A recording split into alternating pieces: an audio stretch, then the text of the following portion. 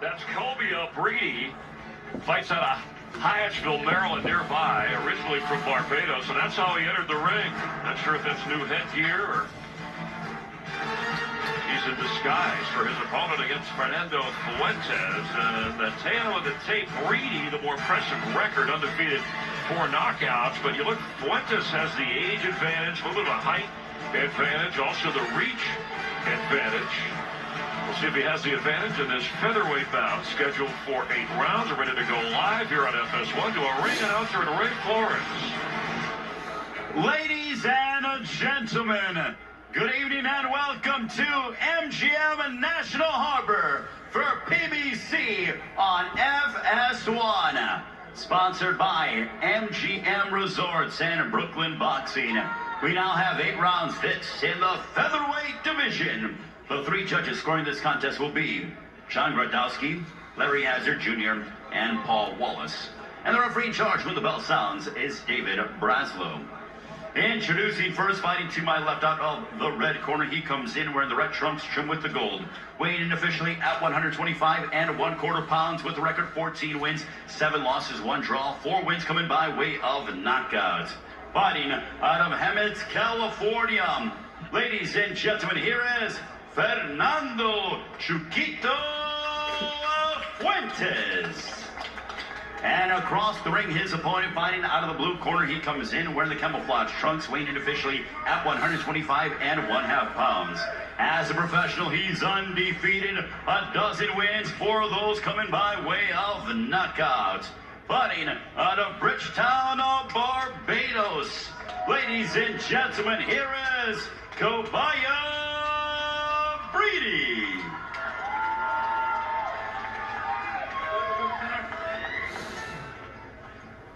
Gentlemen, given the rules in the dressing room, protect yourself at all times, obey my commands at all times. Touch them up. Good luck. Scheduled for 8 rounds, Breedy at the age of 27. He turned pro just a few days after his 23rd birthday. Has a younger brother who boxes, Jabali Breedy, listed as a southpaw lefty. And there's a look at Fernandu Fuentes, ringside live, PBC on FS1. Nice to have you with us. Alongside Ray Mancini, Jared Hurd, we have Marcos Villegas, our unofficial scorer, Jordan Hardy, our reporter. You just heard from Ray Flores. Fuentes in the red trunks with the gold yellow stripes. See,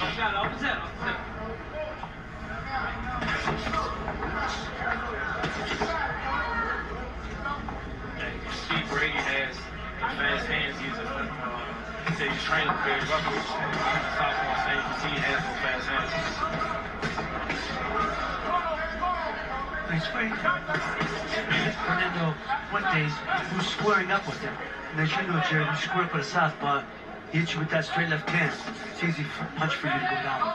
Yeah, most definitely. You want to stay at an angle when you're fighting southpaw, squaring up, and it lines you up for the power hand, straight shot. So you would like to stay. Do you like fighting southpaws, or would you rather not? I don't think anyone likes fighting southpaws. Why is that? Is it the footwork, the way the foot gets in the way, or is it just that you? Because not all southpaws are necessarily. That's not the left punch is not necessarily always their power punch. Well, what I think it is, it's not what you're used to. Everything's the opposite. You're rolling the opposite way. You're stepping the opposite way. And I think that gives everyone trouble. Absolutely, Chris. It's a very disciplined fight. You gotta train for that specifically. The boot the right way. Keep your left foot outside the right foot. And everyone thinks it's the right hand against the southpaw. Chris, it's the left hook. It's the left hand. The left hook comes from the blind side. And Breedy aggressive in that last exchange here in the opening round. Nothing on that right from Fuentes. Stop! Referee David Braslow sorting them out.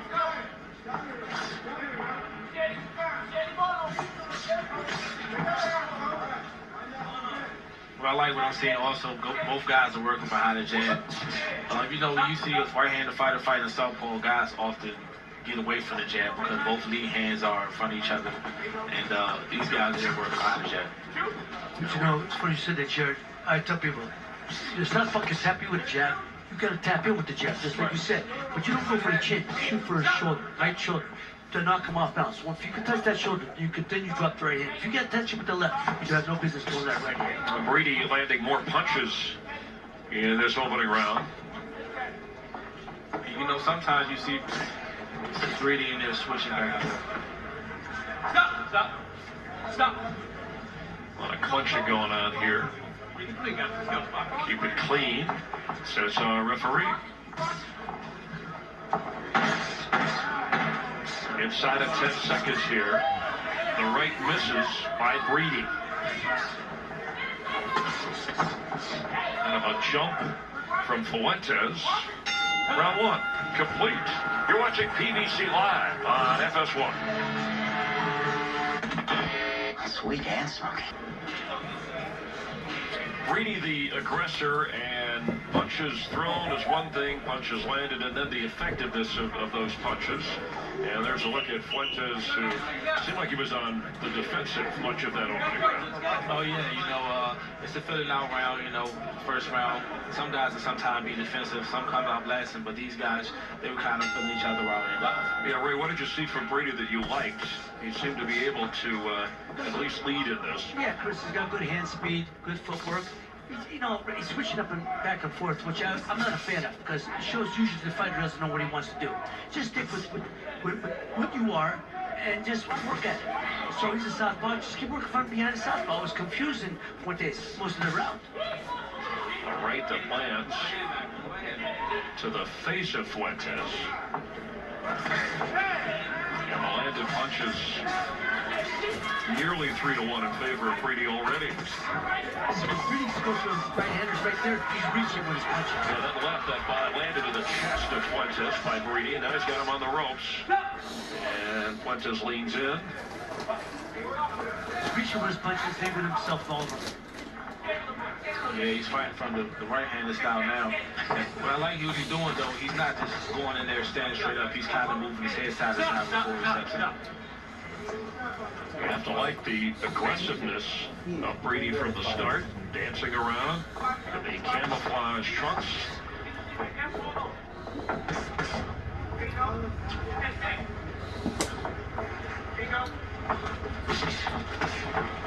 Left just above the belt from Fuentes. He goes with another body shot. Wait, no, Chris. Those guys both those guys are, you know, you gotta watch. You know, they're both throwing fades from weird angles. Somebody's gonna get caught with something if they get back to the regular style.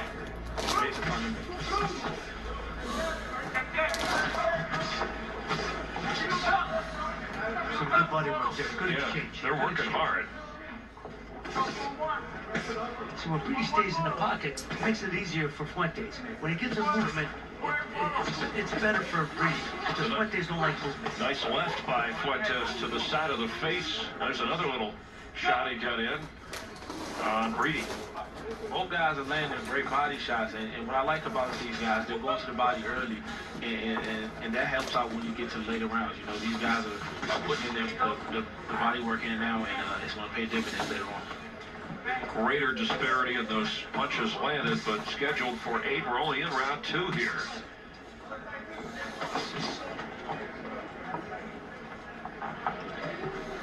Now watch Breedy, he's also jumping in. Both guys are jumping in with punches. Watch clash your heads.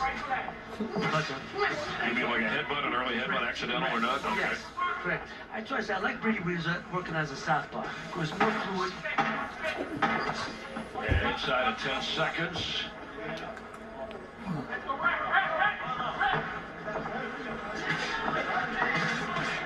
Breedy looking like the quicker of the two. Aggressive at the end of the mile. Breedy, an aggressive left. He's landed more punches so far.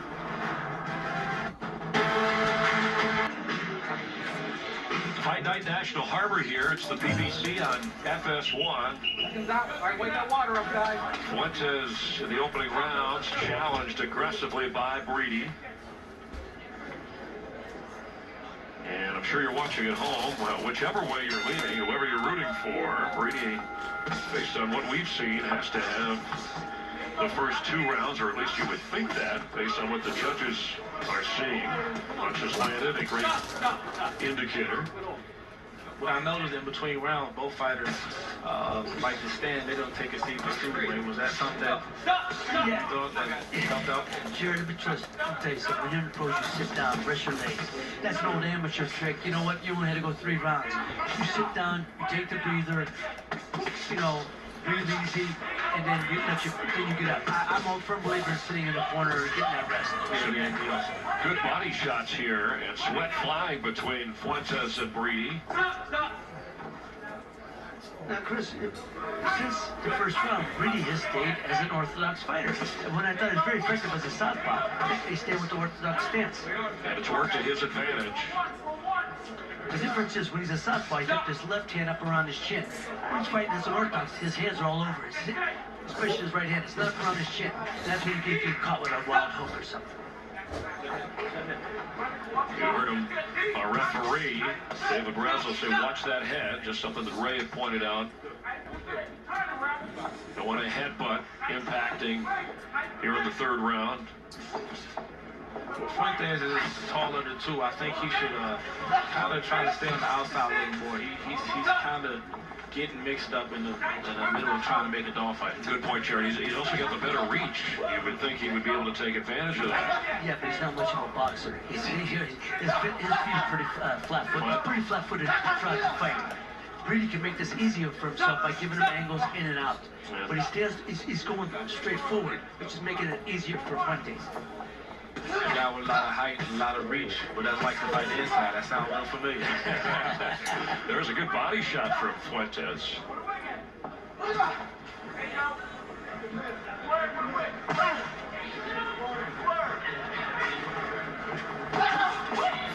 think that right raised the left side of the face of Fuentes by Breedy.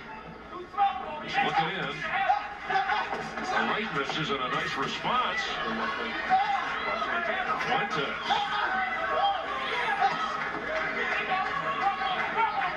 Maybe the most competitive round for Fuentes so far. He misses with that right.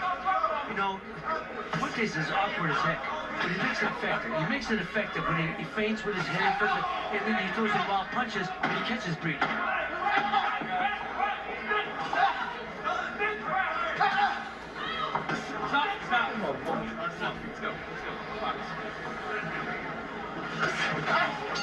Ran him into the ropes, and the ref separates as Fuentes was able to land a few body shots, but Breedy had an answer.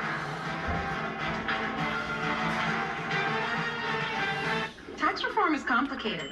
Kind of like this stuff. Are heading to Texas Motor Speedway. Kyle Busch hoping to continue his hot start. He's at Martinsville, Virginia today, and Brad Keselowski and his Penske Ford was the winner earlier today. NASCAR and FS1, and it's PBC on FS1. Round 4, and Breedy hasn't scored a knockout since his 5th career fight. That was back in 2016. Ahead of this fight, the way we see it, Fuentes may need a knockout. He hasn't had one in his last 3 wins, but he does have 4 in his 22 career fights. Yeah, well, neither fighter has big knockouts, but one thing for sure they're both going for tonight. So you can see the unofficial scoring of Marcus Villegas, who we'll hear from next round. You kind of see that the same way, Ray and Jared? You agreeing with that? Yeah, I do see it that way. I do see it that way. But I'm telling you, right now, Breedy is playing into Fuentes' hands by standing there trying to slug with him. By standing there going toe-to-toe. And play right in the hands of Fuentes, because that's when the lucky punch can get in. When you use your boxing ability, use your hand speed, you make it easier fight for yourself. And Breedy was doing that early on. What do you do, Jared, when you have an unorthodox, you talked about a southpaw, but just somebody who's a little different fighter? By this time, with the fight, 3rd, 4th round, would you have adjusted? Yeah, you know, I started off a little slow, but, you know, with me, if the guy's unorthodox and where, you know, you kind of, with me, step back and kind of figure out what you need to do instead of just going in there, taking chances and fighting off instinct. And, you know, that's why I feel like Fuentes is doing. Well, there's a right that lands to the side of the face. Good right from Breedy. They're going at it. Yeah, it's a great fight.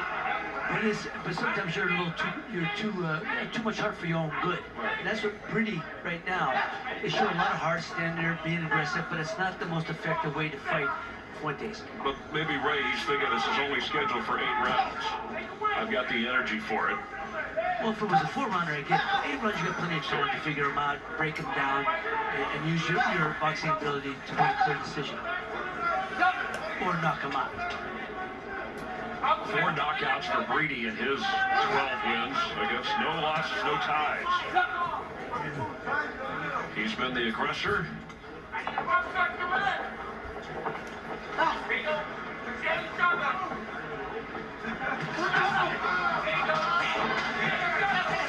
Looked like that landed on the face of Breedy. This is his first scheduled 8-round fight.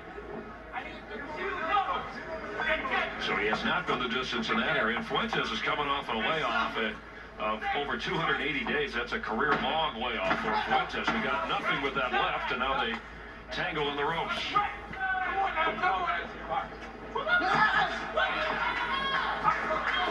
It's a wide stance for Breedy.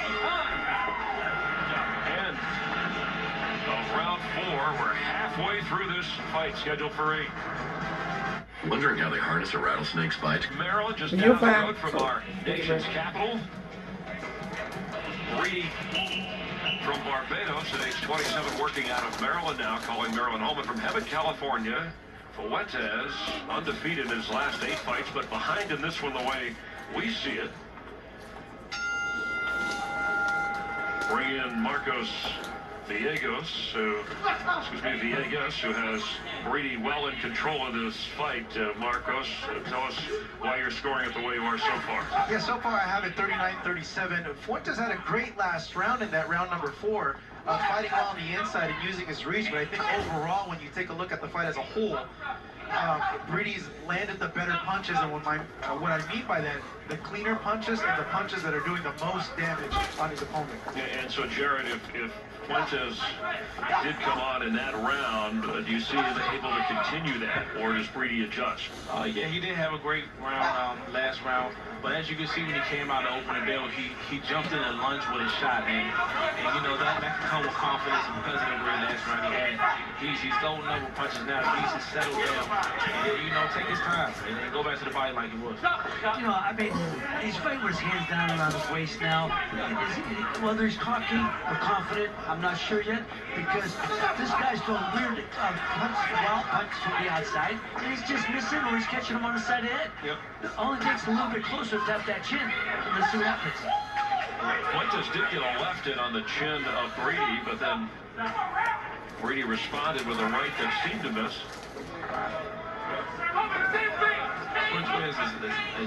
He's jumping and lunging with the shots. You know what I look at when I see this? This is the type of, I'm sure that Fuentes gets this type of sparring in the gyms where he trains all the time, because you always have rough fights. You know, the Latino fighters love to make wars in the gym. I'm not sure Breedy gets this type of work, and I'm telling you what, he better. This guy's making it a war, making it an ugly fight, which plays into Fuentes' hands, plays into his hands. Breedy's got to go back to being what he did in the first couple rounds, being a stylist, you know, using that jab, hooking off that jab, go back to a southpaw stance, I think. Saw a shuffle there, got nothing on the left, and Fuentes got the best of that on the back end. I feel like I am watching a sparring session. It has that kind of feel to it.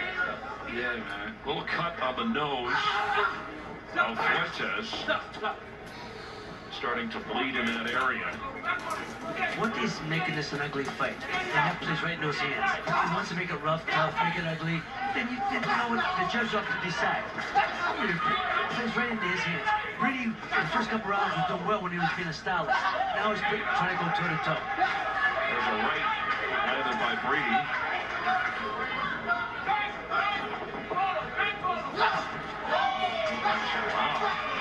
Shot, people can hear it in the 4th row. Looks like that may have had an effect. All right, and a response from Breedy after the left got nothing for Fuentes.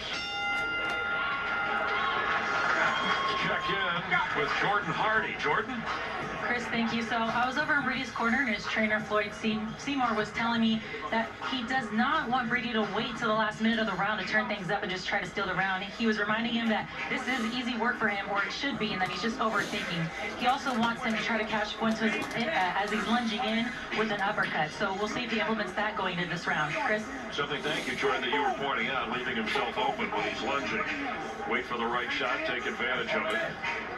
So, Ray, if you're in that corner of Breedy, you feel like, okay, even though Fuentes had a little bit of a rally there in the previous round, you've got this fight under control. Yes, go out there, box smart. Keep doing what you're doing. Keep moving your hands, but box smart and go back to your southpaw stance. And Fuentes, not an easy guy to knock out. It was the first fight of his career. That was the only time that he was KO'd, even though he has 7 defeats.